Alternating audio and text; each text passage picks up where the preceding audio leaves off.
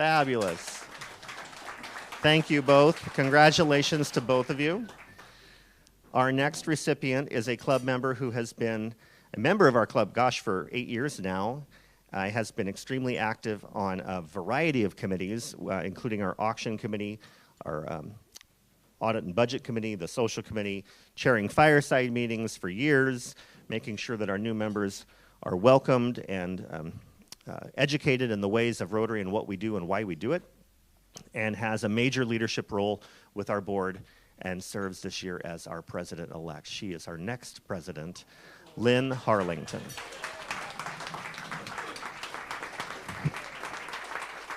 There you are. Congratulations.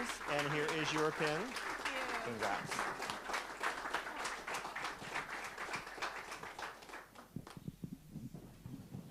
That was great awards and done in record time. That's amazing, Ryan Beckett. Thank you. All right, on to club announcements. So we got some anniversaries to celebrate, and I kind of there's a lot in the month of May. So I'm doing the half that came up now, and then we'll do the second half on the second half of the month. So I want to thank Joe Falk for 46 years of service to our club. That's amazing.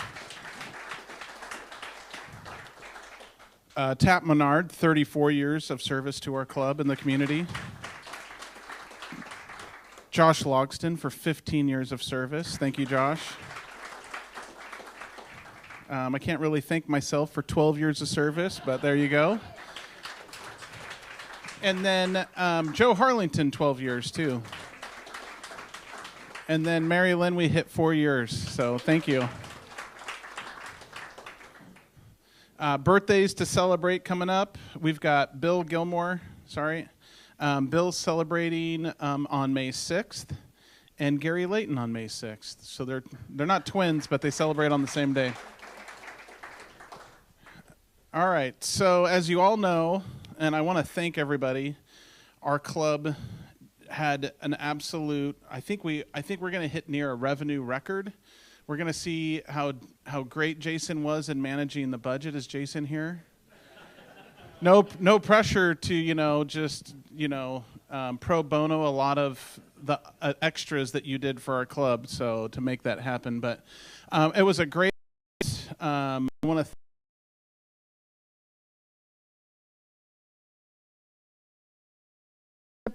percentage, and it's always 10%.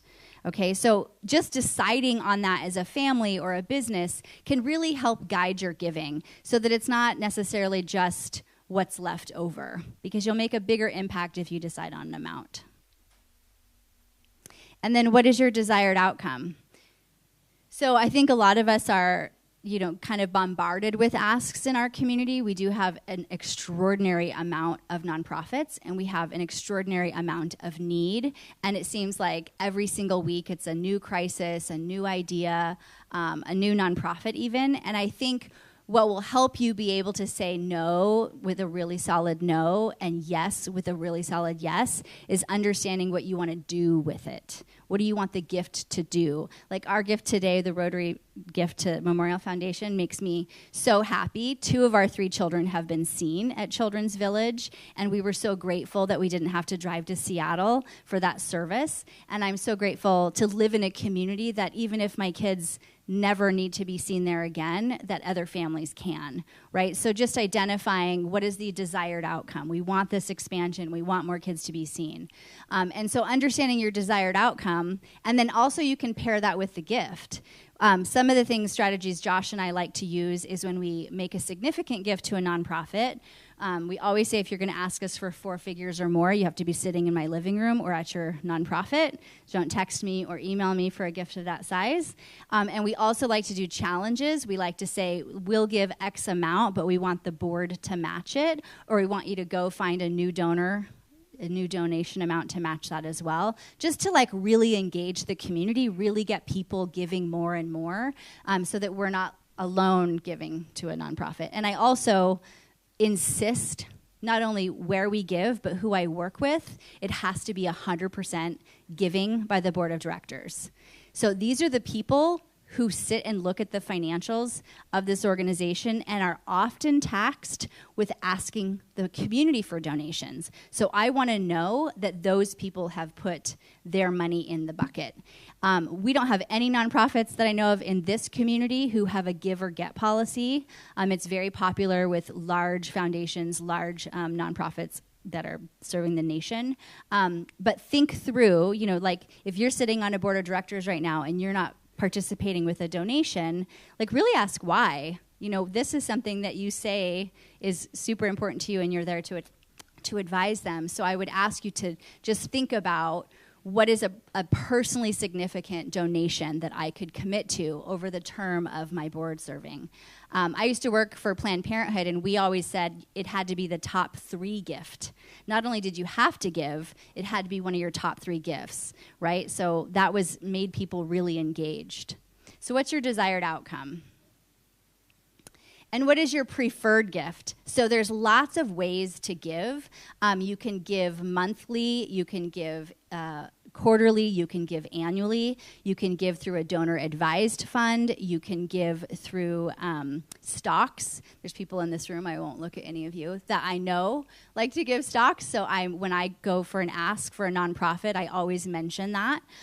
Estate plans, Josh and I have a will, and we have put 2 nonprofits in town, so the 5 of us are off to India and crash in an airplane, like that all of our assets will be divided equally amongst 2 nonprofits in this community.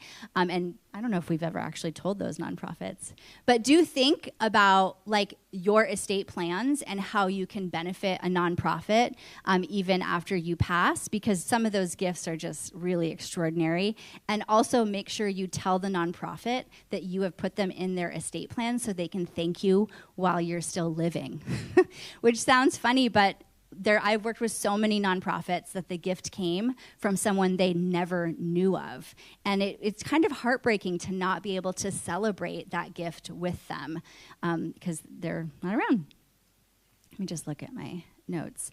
The other way to talk about your preferred gift is involving your children. So any of us who have kind of older, like Carter's 14 now, and so he can really conceptualize when we talk about giving, like what he participating in that. So for instance, he is a soccer ref, and he made $1,200 last year being a soccer ref at Sozo. So we said to him, you need to tithe $120. And so he got to pick where he wanted that money to go, and then he could do that on his own. So it's important to us that our children aren't being raised in a vacuum. Like we come here, our kids aren't here. We go to nonprofit events, we make philanthropic decisions, and maybe we don't share that with them, and I think that's a real loss. And even if you have adult children, I don't think it's too late to talk about the legacy you're leaving, the changes you want, the fun you want to have by giving money away.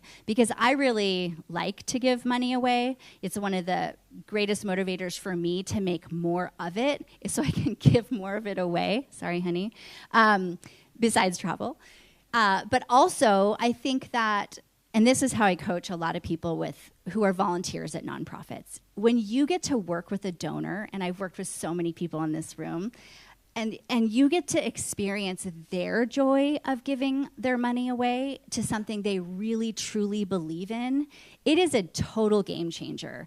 I always say to the nonprofit, I really am here for you. I'm here to help you reach this philanthropic goal, but I'm also here equally for the donor that's going to walk in this door and give you a substantial gift that's going to change their lives, because they're going to come back and see the facility they helped build or meet the kids whose camp they paid for. And that's really what matters, right? At the end, I think. It's just like, what did you do with your time here? And I think you can do a lot with giving. How do you give? So this covers, I already did that. So the previous slide was really more about capital campaigns or annual giving. So how many of you have participated in a capital campaign? Raise your hand. You've made a gift to the building of a structure or a program. So what you don't know behind the scenes is that people like me are hoping and expecting that you will then become an annual donor. right? So please give us your gifts for a capital campaign, and please expect to be an ongoing supporter at a different level. So if you give $50,000 to a capital campaign or $5,000, please come back annually at a smaller amount. Some people don't want to do capital campaigns at all. They go, that's for somebody else. Statistically, still speaking, across this country, men support capital campaigns more than women, and women support programs. Josh has heard me say this a lot, and I'll say it again. I love that Rotary builds parks. I would love it for Rotary to pay for kids to go to camp and after-school programs, because a lot of kids in our communities are just their kids because it's so affordable, and it's be such an extraordinary thing to support if you wanted to make sure kids had a safe, healthy place to be all summer long. Not home alone, not getting into trouble, and being around their peers. So how do you give? Oh, and this is my favorite slide. This is in honor of Tracy Byrne, who works at Starbucks. So we always talk about, is it before Starbucks or after Starbucks? And Starbucks represents literally Starbucks, or the new pair of shoes you don't really need, or the vacation you want to plan, but you could stay at the super, super nice hotel or not the super, super nice hotel, or the new doodad for your truck, or the new phone, all the extra stuff, Are you going to give on a budget made before Starbucks or after Starbucks? And I think arriving at this decision and sticking to it as a family or a company can be really impactful. Because what I want you to do is give your money away and feel really good about it, and have the ability to say no. How many of you feel like you cannot say no? Well, besides to me. Okay, don't say no to me. But you feel like, oh my gosh, here they come. I can't say no. I have to say yes. None of you... Yeah. Oh, yeah, kids are awesome. So many cookies. I love that. The other thing about kids, and I really do coach nonprofits on that, is that you should have high schoolers on your board.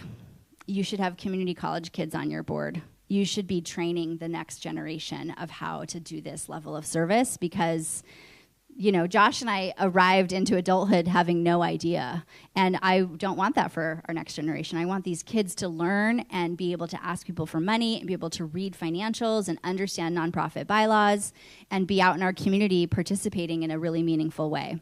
So before Starbucks or after Starbucks. So this is an example. Paycheck, take your taxes away, do your philanthropy and your essential expenses, and what's left over is your Starbucks. This is how we try to give. It doesn't always work. And then the other way is you buy all your doodads, and then you have whatever's left over you can give to philanthropy. So I encourage you to just examine, again, no judgment, but really think about, how are we giving and why? Could we give more? Maybe you're giving too much. I doubt that.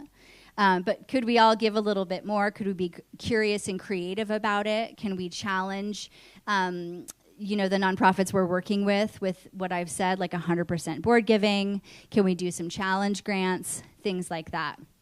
So right now I want you to take a couple minutes at each of your tables, and I want you to all talk about the favorite gift you made. And it can be from any decade of your life. It could have been at our Rotary auction. But some gift that you made that you felt like that was the best gift I've ever made.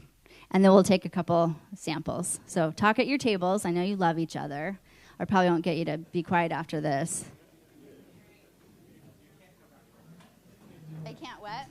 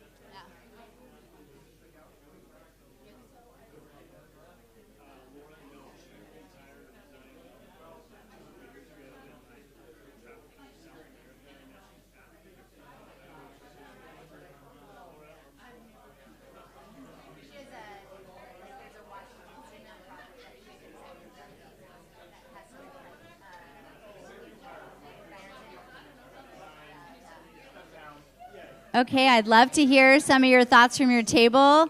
Can I see some hands of like the best gift that you've ever given, how great it was?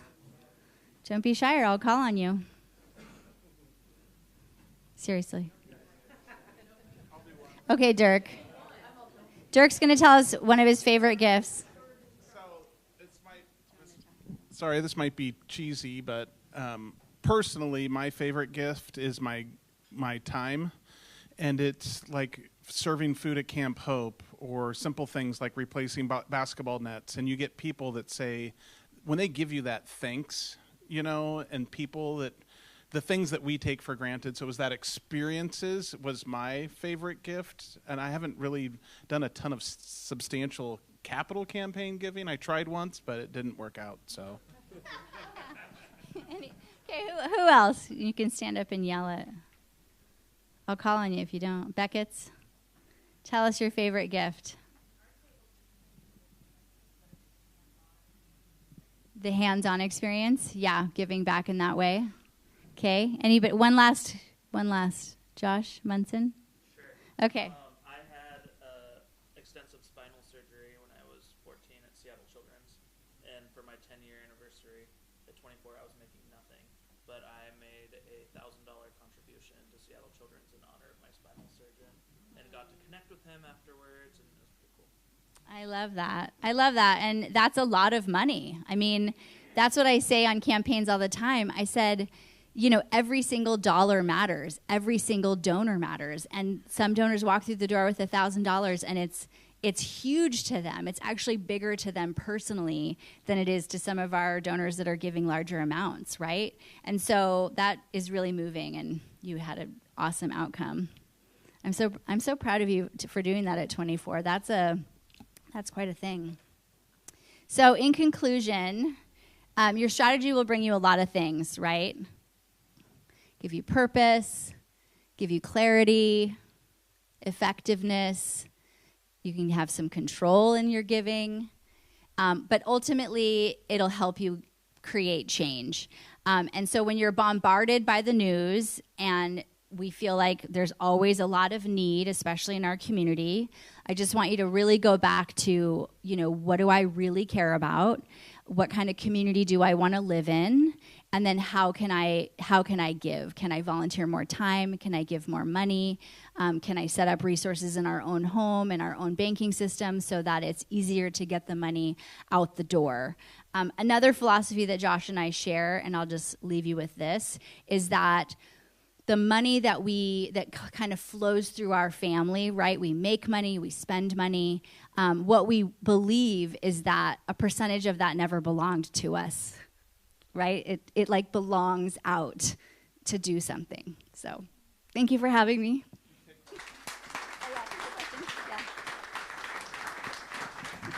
So Dirk says I can take questions. Does anyone have any great questions about giving money or giving time or anything like that? Dirk has a question? Yeah. So I think this was kind of from a personal, could be from a business.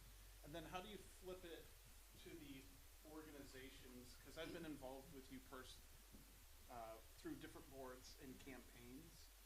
And so could you just talk a little bit about what you do for like organizations on a fundraising capital campaign? Yeah, so I'm always I try not to be the person that actually asks for money, because then I'm asking, you know, Josh Munson 4 times a year. But when a nonprofit engages with me, I usually come in either for like a 4-month revamp. I examine everything they're doing. I train their board. I coach their executive director. And I get them kind of re-engineered and pointed in the right direction. Renee just left, but I had recently worked with Triumph, and it was like my most successful 4 months ever. We secured over $1 million in gifts through like just going, oh, I think you should ask this person. They've never given, and this could, you know, align with their strategy. And it worked out really, really, really well. But for capital campaigns, I'm behind the scenes coaching. I insist on 100% giving of the capital campaign committee and the board and as much as staff as possible. I try to just raise the tone all of the time so that All of you who are donors know that when I'm working with a nonprofit and your name comes up, we speak with reverence for the donor. We never should on people. I don't think nonprofits are like the IRS. You don't have to give them your money. And so I coach nonprofits to be very relationship-based, but also very strategic, right? Like, what is the right time to ask this family for a gift? What's going on in their lives? Let's be considerate. What's the right amount? I always say, like, let's really figure out as high of a number as possible because I don't want to leave money on the table. I've had that happen many times in my career, and I know it instantly because of the donor's posture and how relieved they look. They're like, oh, yeah, we can do $50,000. And then they'll tell me later, I thought you were going to ask us for $100,000, and I'm so relieved, right? I also really believe that people generally aren't offended when you over-ask. I've been over-asked, and one time my alma mater, Go Devils, over-asked me and Josh for a gift, and we were like kind of delighted that they thought we were that successful, and I couldn't stop thinking about it. And so for my 40th birthday, we made the gift, and it endowed a scholarship for a program that I created. So it was just really meaningful, and also it wasn't that much when you figured out you could give it over 5 years, right?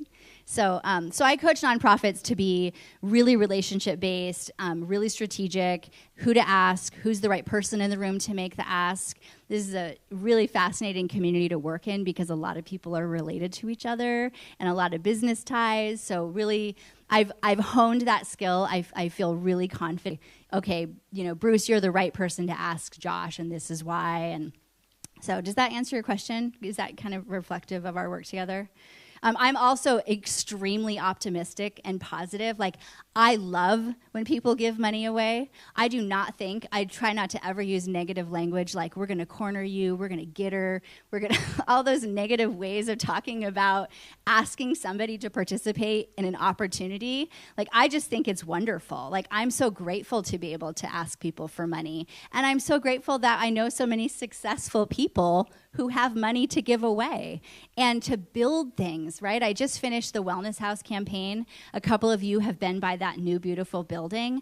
And I was so emotional at that groundbreaking to walk through that building and think of so many names of my friends and colleagues who made that happen. And they can go and see it themselves and participate. We could have a Rotary meeting there. It's big enough. It's just really powerful. So I love what I do, if you can't tell. Any other last-minute questions? No? Well, thank you again so much for your time. I really appreciate it. Thanks, Addy. You might not have one of these in your home, but as a token of our gratitude, you've got a Southwest Rotary water bottle from your husband's year of being president. So, and I will admit we're a split house. I generally give before Starbucks, but my wife is definitely gives after Starbucks. So, all right. I want to thank Tony and Mary Lynn for being our greeters. I want to thank Bob for doing invocations. I didn't change that part, Bob. And then I want to thank Steve for your Sergeant of Arms, Addy for your great presentation. And with that, our meeting is adjourned.